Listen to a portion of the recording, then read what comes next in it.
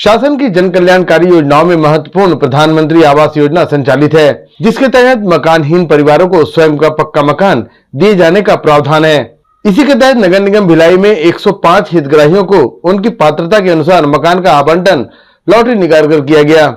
जो हितग्राही मकान के 10% का अंशदान राशि जमा किए थे, उन्हें हितग्राहियों को सबके बीच नाम से बुलाकर लॉटरी पर्ची उनके हाथों से निकलवाया गया।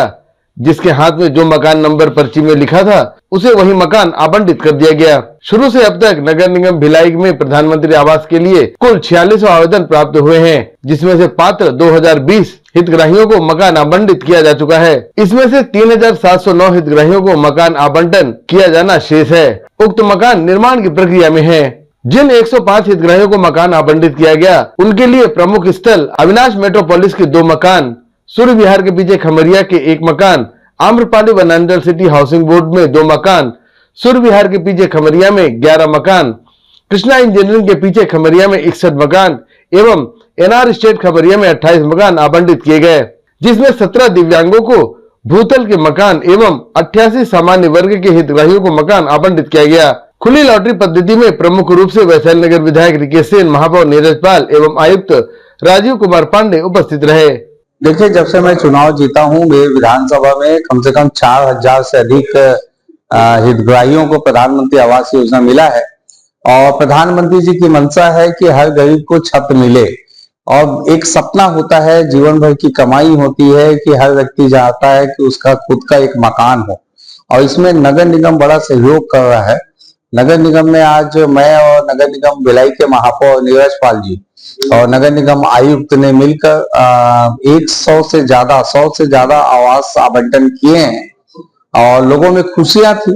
और प्रधानमंत्री का विजन जो है मेरे विधानसभा में थोड़ा पूरा करने का प्रयास किया जा रहा है। निश्चित रूप से पूरा हो पा रहा है, और लोगों में आज खुशी के आंसू थे।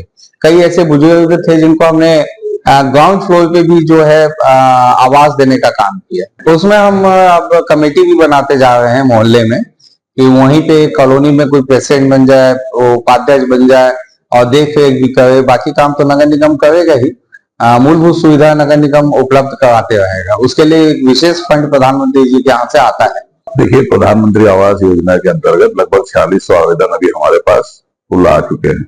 उसमें से 2020 लोगों को हम लोग मकान अलॉट कर चुके हैं। आज लॉटरी के माध्यम से लगभग 100-125 के आसपास आज भी मकान हमने लॉटरी के माध्यम से हितग्राहियों को दिया है, और 3700 मकान हमारे अभी लगभग कंप्लीट होने को हैं। जैसे जैसे प्रोसेस कंप्लीट होते जाएंगे, वैसे ही हम लोग जो आगे की जो प्रक्रिया है, अलॉटमेंट की जो प्रक्रिया है, उसको हम लोग जल्द से जल्द करके नगर निगम क्षेत्र में रहने वाले जिन लोगों को मकान की आवश्यकता है, उनकी आवश्यकता को पूरा करने का हम लोगों का हमेशा प्रयास रहेगा। बिल्कुल, आवास ऋण, जिसको आवास ऋण योजना में जाना है, उसके लिए अलग प्रक्रिया है। वो प्रक्रिया जो किस्त में उसका पैसा जमा करना, और उसके लिए भी अगर कोई लोन लेना चाहता है तो उसकी भी प्रक्रिया है, वो भी साथ में चल रही है। देखिए, ये स्कीम है प्रधानमंत्री आवास की जो स्कीम, उस स्कीम को लेकर हम कोई चर्चा नहीं कर सकते, क्योंकि एक योजना है। उस योजना में एक जो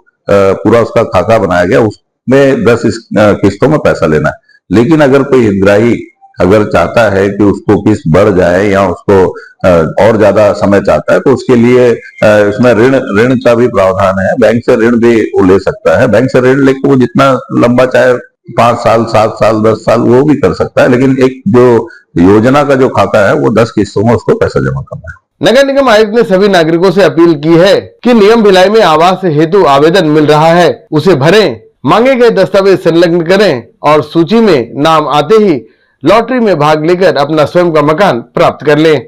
साथी संदेश लाइव के लिए भिलाई से संतोष शर्मा की रिपोर्ट।